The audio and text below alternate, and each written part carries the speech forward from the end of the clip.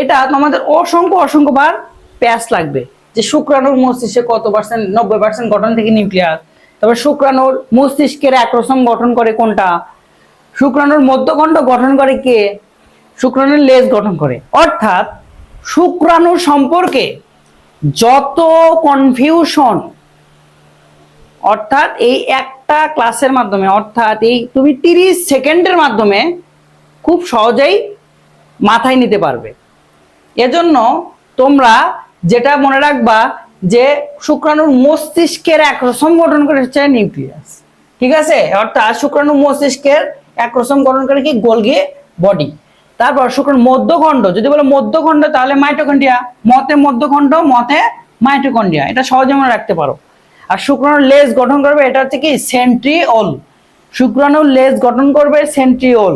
মধ্যখণ্ড, মতে মধ্যখণ্ড, মতে মাইটোকন্ড্রিয়া এবং মস্তিষ্কের একরসম গঠন করবে হচ্ছে গোলগি বডি বা কোষের ট্রাফিক পুলিশ। এবং শুক্রাণুর মস্তিষ্কের 90% কি থাকবে, নিউক্লিয়াস। শুক্রাণু মস্তিষ্কের কত পার্সেন্ট নিউক্লিয়াস, 90%। ওকে।